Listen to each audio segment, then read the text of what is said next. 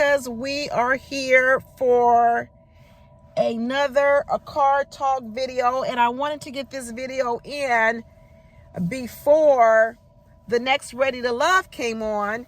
I've been meaning to talk about this subject, but I just haven't had a time to do the car talk. So I am here now doing this car talk the last minute because honestly, y'all, I was coming on here to hope for something different for Koshiea. Y'all remember that I was pretty hard on Koshiea the last couple of weeks, and ain't nothing changed. And you know, the last couple of videos I've done them on the people that got eliminated. And one thing that I can say about everyone that has gotten eliminated on this show, none of them are self-aware. None of them have looked in the mirror. First, we had Patricia. We saw what a disaster that was in her exit interview with Little Black Book. It was a disaster. Then we saw the exit interview for DeMonte, a disaster.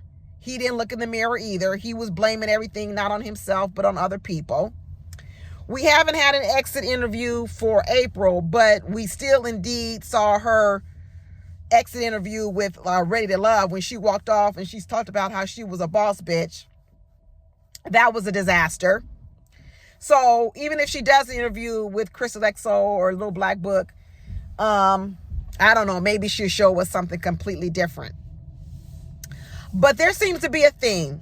And the theme is no one is doing any self-reflecting.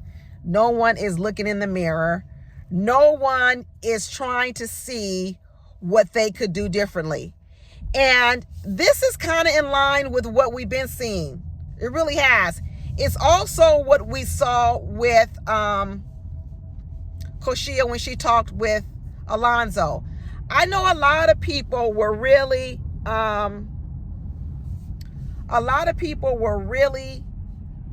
upset about the Alonzo video. A lot of people upset about the Alonzo video. And a lot of people had a lot of harsh words for Alonzo, things that he did wrong. And he did a lot of things wrong. He really did. But one of the parts that was, to me, was disheartening about Koshiea in that moment is Koshiea missed her own opportunity. Koshiea missed her opportunity to get some valuable feedback from the men on what she was doing wrong. Koshiea spent a lot of time correcting Alonzo. A lot of time. She corrected him a lot. She pointed out what he did wrong, what he said wrong to her, how he was gaslighting. She was talking about, I'm not going to be going back and forth with you on this. She did a lot of correcting because she really was sunning Alonzo pretty much the whole time like he was a little boy. Remember, she had just mushed him in the face when they went bowling. So we already know she doesn't have much respect for Alonzo, even prior to probably that phone conversation. Because when you mush someone in the face like she did when they went bowling, that means you don't really have no respect for them. She didn't have any respect for him. And that was evident and probably came out in their conversations. So when Alonzo was talking to her, he probably didn't have no respect for her either.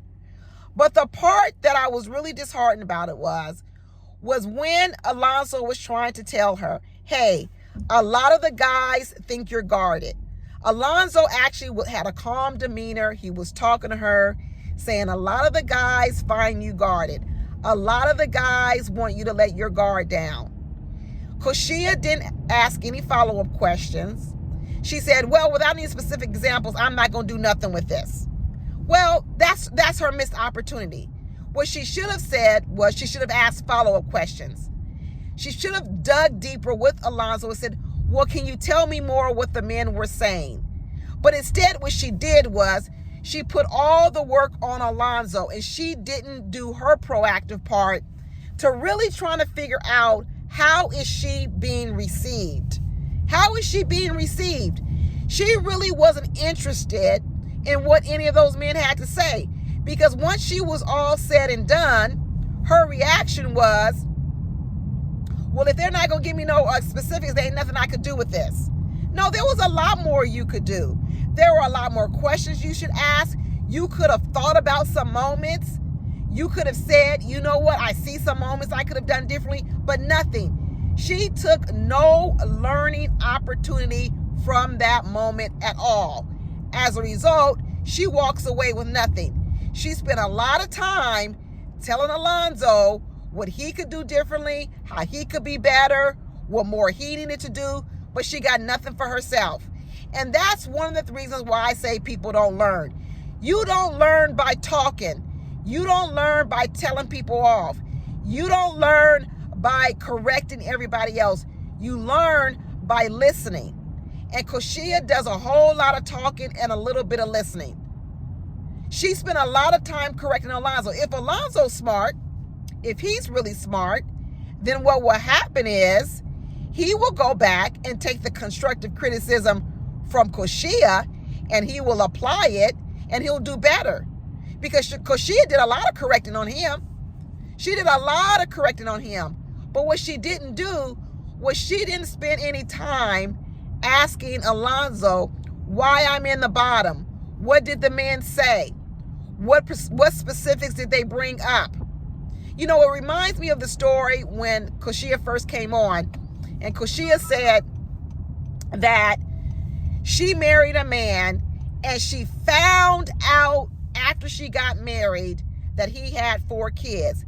And I said, you know what? There's more to that story. I don't believe that complete story. I don't know how you marry a man and that you don't know he has 4 kids unless you haven't done your due diligence and you haven't asked any questions.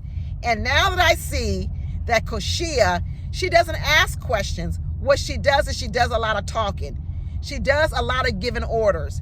She does a lot of correcting of other people. But because she isn't asking questions, she doesn't learn. Just like she didn't learn about that ex-husband and what was really going on in her life because she probably doesn't ask any questions, was the same way when she was sitting in front of Alonzo, she didn't ask him any questions. None whatsoever. And then when she went away, she blamed it on Alonzo. She blamed it on Alonzo's communication. Just like she did her ex-husband. It's his communication that was horrible. It's not that I didn't ask the right questions. It's not that I didn't do my due diligence. He was the problem. He lied. He didn't tell me. You see, that's real convenient. You have a lot of people out here where when anything doesn't go the way it should go, when anything should go a different way, they love to blame the other people. They don't take any accountability. They don't take any ownership. They don't look at what they could have done differently. They don't look at how they could have interacted differently. They don't look at how they could have asked different questions. I know there's a lot of talk this season talking about how these men are up to par, that these men are dusties, that these men are a whole lot of things, and the women are so much better than the men. I don't know that because so far, when I look at the women that have gone home, Patricia, when I look at April, okay, I don't look at them as top tier women. I don't. So unless the people I have on my top right now are Maya, Laylan, and Alexis, unless they come through and stay on top, then I don't know if the women are any less than the men. The men are any less than the women. Sure, the women are pretty on the outside. Sure they are. Sure, they've invested a lot of time and attention to their outer beauty, but their inner beauty ain't no good. So what difference does it make? So I don't know if there is a big difference. I still got Maya, Laylan, and Alexis as my top. I know a lot of people have Vanessa, but that first day with Vanessa, although I'm letting her have a comeback, I'm not completely sold on Vanessa yet. I'm going to have to see a few more episodes. I really am.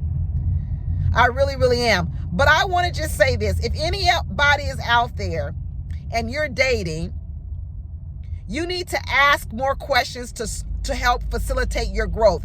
You can't just go in evaluating the other person, the man. You've got to also get feedback. You've got to get constructive feedback on what can you improve upon.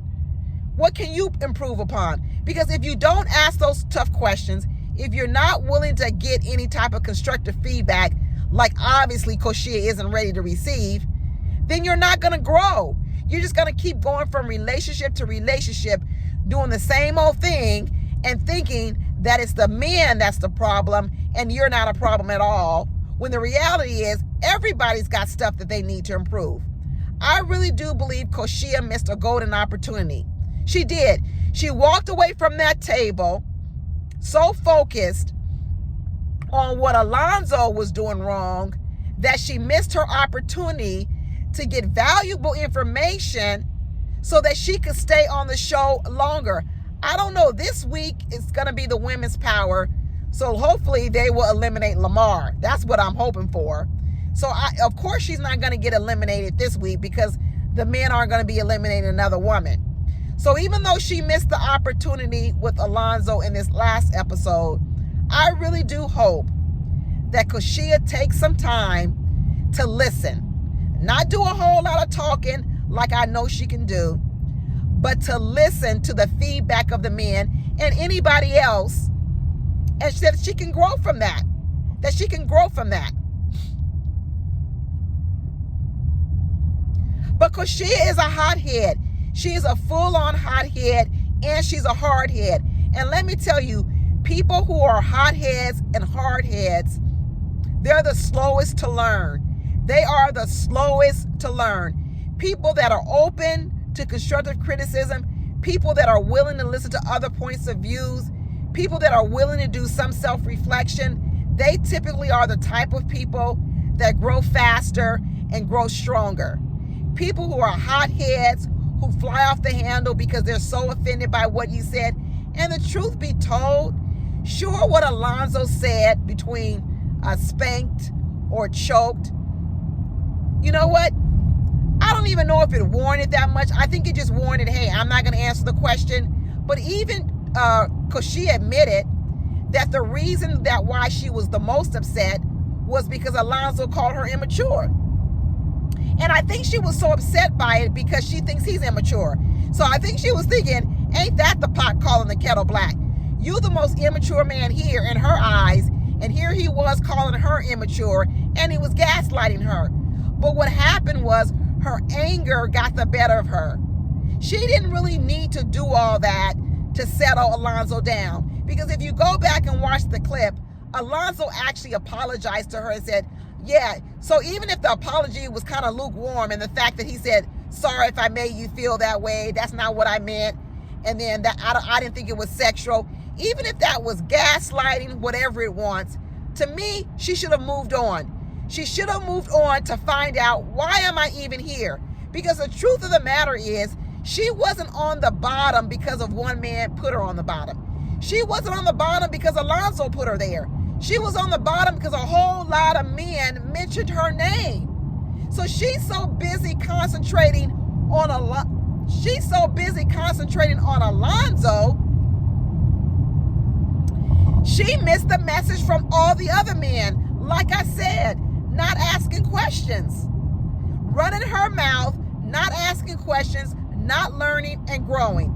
So I sure hope as I get this car talk video in at the last minute before Ready to Love comes on later on tonight, I sure hope that Koshiea does a whole lot more listening and a lot less talking and arguing with people.